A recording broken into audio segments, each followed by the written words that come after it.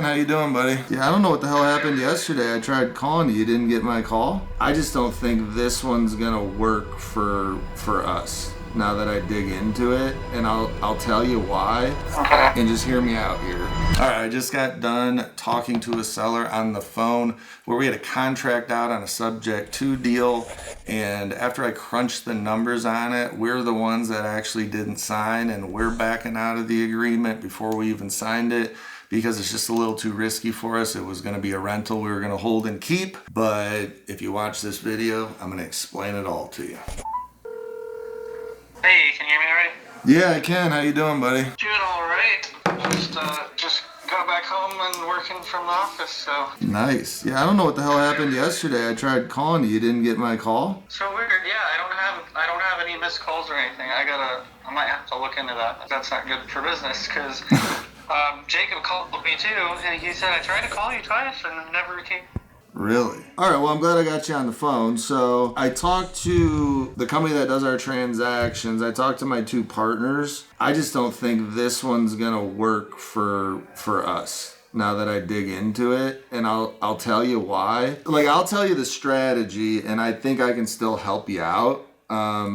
But the amount of the down payment of $65,000 and the fact that we can't cash flow as a rental, unfortunately the rents are, under $3,000. So if the PITI is $3,100, we'd be like losing money every month. So the idea when I first was running the numbers on it was we can wrap the mortgage and then sell it on seller financing to an end buyer. Have you ever heard of wrapping mortgages or anything? No. Okay, so, and here's how I think I can help. So what we do is we wrap the mortgage and then create another note typically. With the down payment being $65,000, it's just too risky for us if we don't find an end buyer on the wrap. But for you, I think this could work really well, and you can still get the down payment you need, wrap the mortgage, and then you can actually cash flow on it. Okay, and I can help you through this, and I can refer you to my transaction company that can do the paperwork. And I'll tell you the strategy we were trying to do, but it's just too risky with the down payment because there's nothing else we could do. We can't turn it into a rental because it wouldn't cash flow. So your $3,100 PITI, what's just your mortgage payment, principal and interest out of that? See if I can pull that out. And I'll explain, what I think will work really good. I did this for a guy in my office that was selling a house in Florida, and he was able to pocket 47 grand, and he's making, I think, $200 or $300 a month cash flow instead of selling it outright. Okay. So taxes and insurance is $777.47. Principal and interest total is $2,200 and almost $2,300. About $2,300? Yeah. Okay. So principal and interest $2,300, and then tax and insurance $777. All right. Which is good news. So your taxes are kind of high there, huh? Yeah, I think taxes are. I have to pull up, but I think taxes are over 2,000, like 2,500 or something. Okay. Here's what we would do on this property, but I think that, like I said, it's risky for us to do it because we'd have to come out the $65,000 and try and recoup it, and if we can't, then we're not getting a return on it because the rent rate in that area. Like, I've looked at Rent-A-Meter, I've ran my comps, like the average with the bed and bath count is like $2,900. So it's just risky with that amount of down payment. The reason I was like, oh, this can still work is, let's break it down this way, where if you marketed this property, you can list it on the MLS, but you can market it as being sold seller finance. Okay? You could market it seller finance at a 5% fixed rate. Okay? And just hear me out here. I would list it at, just to make sure it sells fast, I would list it at 600 grand, seller finance with 10% down, so 60K down, and this can be adjusted too, but this is what was in my mind. 60K, 10% down, and then finance the 540 remainder at 5%. And you can take the mortgage you already have at that good rate at 2.9. You're paying $2,300. You can wrap the mortgage, create another note on it, that seller finance note, and you can do a promissory note with a buyer, just like you were going to do with us, and you can charge 540 on 5% over a 30-year amortized is $2,898. So basically $2,900. Okay. So you would be cash flowing. You'd be cash flowing $600 a month by keeping the mortgage and wrapping it and creating another note. And you could still get your down payment of $60,000, or you could put on there, 12%, 15% down payment, whatever. But if you're trying to do it quick, I would just list it at $600 on seller finance with a 10% down or 65K down. You can still get that down payment from a buyer, and then they would be getting into the remainder 540 at 5% with a seller finance note. Okay. Does that make sense? Yeah.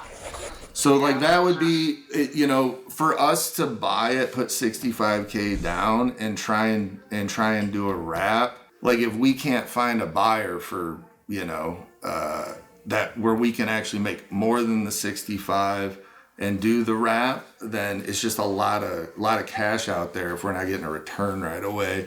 And there's nothing we can do to protect it where we could just sell it and recoup our money.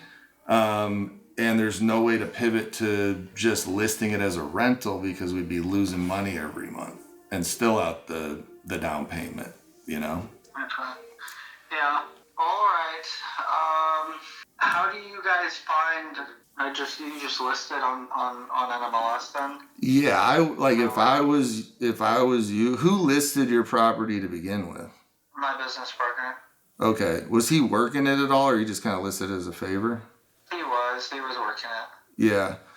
You could still use them, but on something like this, if you were going to flat fee it, just so you didn't have to use an agent and pay commissions, and so you didn't, you don't necessarily have to pay commissions on the sale either, especially if a buyer comes to you without an agent, or you just, you can negotiate what you want to pay a buyer's agent. But I always just use a flat fee listing service and list my properties for, $200, no listing commissions. Okay. I would just create a listing that's really appealing where it's on seller finance at a good rate of 5%, which people can't get right now. The reason I wouldn't do any more than that is because you don't want somebody refining out of this either, Because if you could get somebody locked in at a good rate and you can cash flow $600 for the next 30 years on this, you know what I mean? Yeah. That's $216,000. Yeah. So. Okay. Well, all right. I'll discuss it with my wife and my business partner and see what we'll need to do. But yeah. All right. Thanks, man. No problem, man. And like I said, I can help you through it. If you need help, just let me know. All right. Sounds good. All right, buddy. Thanks. Yeah, bye. He was all moosha about it. This was a deal I got all excited about because he's willing to sell it subject to, and we're trying to buy a bunch of rentals, and we're trying to buy everything creative. And this is a really good neighborhood out in south of Nashville, Tennessee. He's locked in at a 2.9 interest rate on a 30-year conventional. He was willing to let this place go, which it's worth about $640, $650. He was going to sell it to us for $580, taking over the mortgage subject to at 2.9. But his PITI is $3,100, and the rents in the area, like the highest rents are like $3,000. So this thing might rent for like $2,900. We'd be upside down $200 a month as a rental, even though the rate is crazy. It's one of those weird places where houses are expensive and rental rates are low. Typically on a $650,000 house, you're not renting those for for $2,900. It's just a weird area.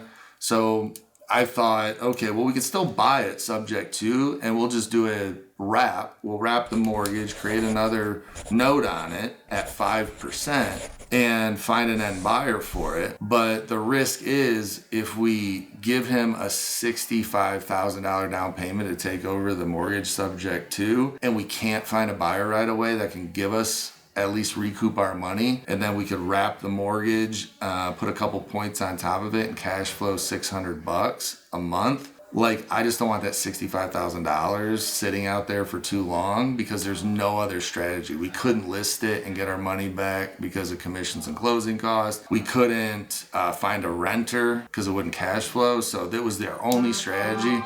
And I honestly just thought it was way too risky to put 65 grand out there, to cash flow, $600 a month. It's that down payment that killed the deal, and it's the rent rates in the area that killed it. So, but this is a nice guy, and I just wanted to give him that information where he can fucking do this himself. Like, it's not a good deal for us. I'm not going to buy it anyway.